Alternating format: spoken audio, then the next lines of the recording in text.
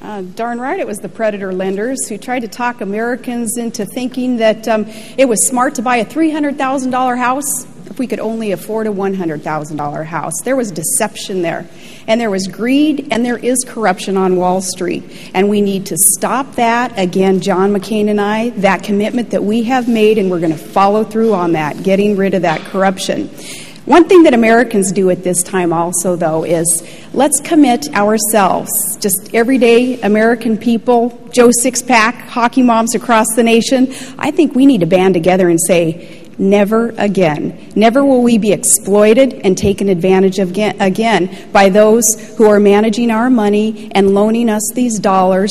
We need to make sure that we demand from the federal government strict oversight of those entities in charge of our investments and our savings. And we need also to not get ourselves in debt. Let's do what our parents told us before we probably even got that first credit card.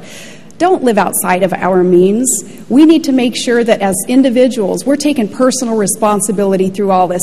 It's not the American people's fault that the economy is hurting like it is, but we have an opportunity to learn a heck of a lot of good lessons through this and say, never again will we be taken advantage of.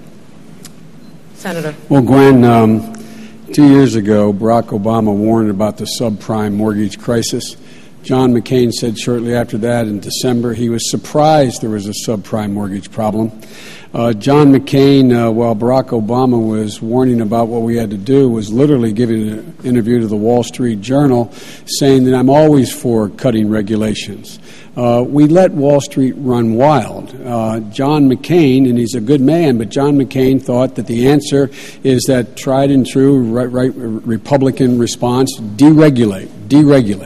So what you had is you had overwhelming, quote, deregulation. You had actually the belief that Wall Street could self-regulate itself. And while Barack Obama was talking about reinstating those regulations, John, on 20 different occasions in the previous year and a half, called for more deregulation. Matter of fact, John recently wrote an article in a major magazine saying that he wants to do for the healthcare industry, deregulate it, and let the free market move like he did for the banking industry. So deregulation was the promise, and guess what? Those people who say don't go into debt, they can barely pay to fill up their gas tank.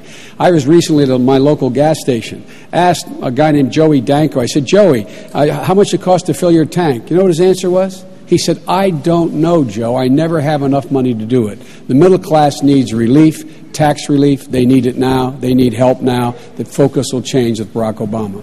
Governor, please, if you want to respond to what he said about Senator McCain's comments about health care. I'd like to respond about the tax increases. And, we can speak in agreement here that darn right we need tax relief for Americans so that jobs can be created here. Now, Barack Obama and Senator Biden also voted for the largest tax increases in U.S. history. Barack had 94 opportunities to side on the people's side and reduce taxes, and 94 times he voted to increase taxes or not support a tax reduction, 94 times. Now, that's not what we need to create jobs and really bolster and heat up our economy. We do need the private sector to be able to keep more of what we earn and produce. Government's going to have to learn to be more efficient and live with less if that's what it takes to rein in the government growth that we've seen today. But we do need tax relief, and Barack Obama even supported increasing taxes as late as last year for those families making only $42,000 a year. That's a lot of middle-income, average American family. To increase taxes on them, I think that is the way to kill jobs and to continue to harm our economy. Senator.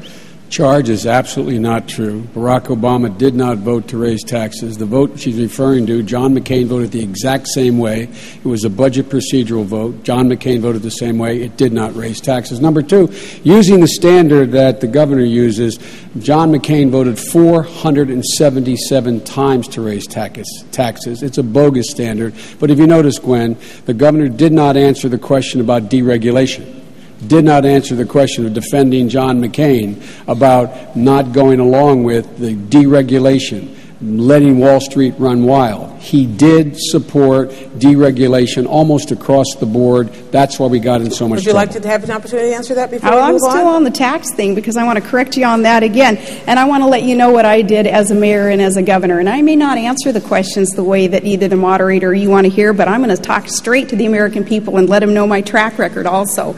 As mayor, every year I was in office, I did reduce taxes. I eliminated personal property taxes and eliminated small business inventory taxes. And as governor, we suspended our state fuel tax. We did all those things knowing that that is how our economy would be heated up. Now, as for John McCain's adherence to rules and regulations and pushing for even harder and tougher regulations, that is another thing that he is known for, though. Look at the tobacco industry. Look at campaign finance reform.